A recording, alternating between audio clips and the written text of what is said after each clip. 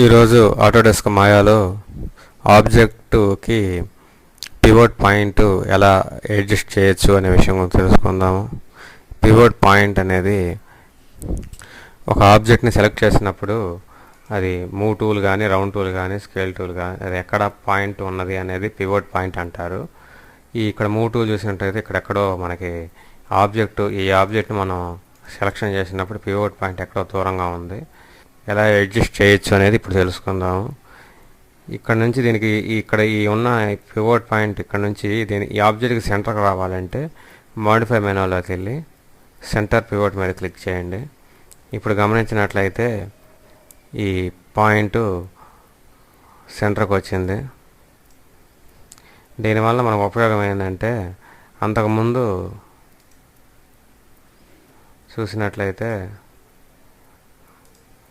ఇక్కడ move tool ఎక్కడో ఉంది. ఇప్పుడు దీన్ని మనం అటు ఇటు మూవ్ చేయాలంటే ఇక్కడ మనం దీన్ని మూవ్ చేయడం వలన మనం ఎక్కడో మూవ్ చేయడానికి అంత కన్వీనియంట్గా ఉండదు.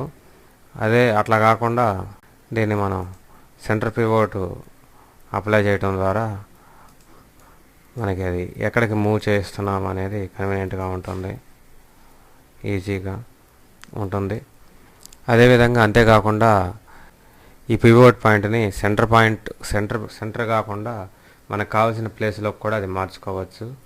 అది ఎలాగో ఇప్పుడు చెబుతాను.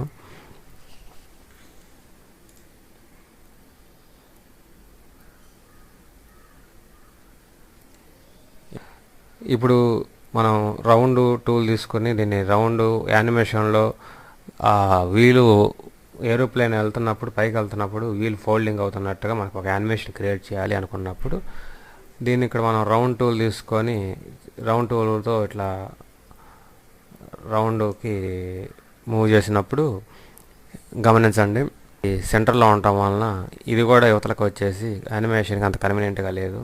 అట్లా కాకుండా మన పివోట్ పాయింట్ని మన నచ్చిన ప్లేస్లో మనకు అవసరమైన ప్లేస్లోకి మార్చడం వలన యానిమేషన్ అనేది కరెక్ట్గా వస్తుంది. అది ఎలాగంటే ఇప్పుడు మూవ్ టూల్ సెలెక్ట్ చేయండి. కీబోర్డ్లో షిఫ్ట్ ప్రెస్ చేసి ఉంచి ఇన్సర్ట్ బటన్ని ప్రెస్ చేయండి. ఇప్పుడు దీన్ని మనకి కావలసిన ప్లేస్లోకి మూవ్ చేయవచ్చు.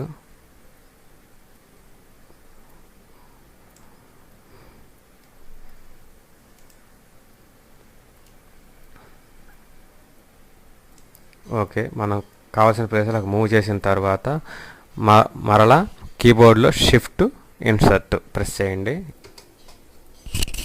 ఓకే, ఇప్పుడు మనకి పివోట్ పాయింట్ మనకు కావాల్సిన ప్లేస్లోకి వచ్చింది.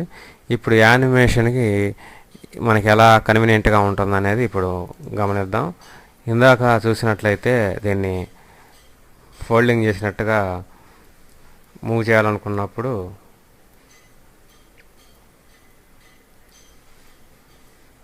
ఇప్పుడు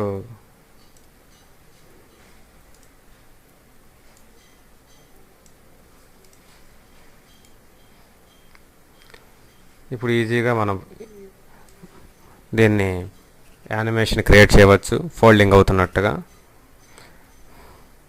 ఉదాహరణకి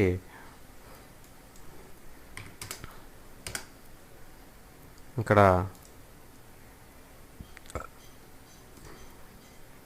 కీ క్రియేట్ చేద్దాం. కీబోర్డ్ ఎస్ ప్రెస్ చేయండి, ఒక కీ వచ్చింది. అదేవిధంగా 10 దగ్గర దీన్ని ఫోల్డింగ్ చేసినట్టుగా ఉంచి మళ్ళీ ఎస్ ప్రెస్ చేయండి, కీబోర్డ్లో ఇంకో కీ వచ్చింది. ఇప్పుడు ప్లే చేసినట్లయితే ఈ విధంగా మనం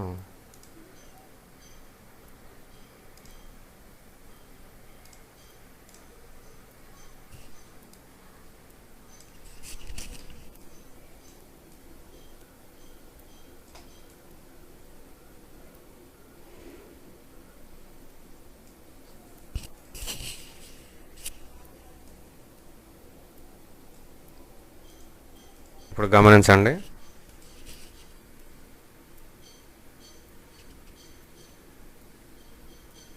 యానిమేషన్ కరెక్ట్గా వచ్చింది.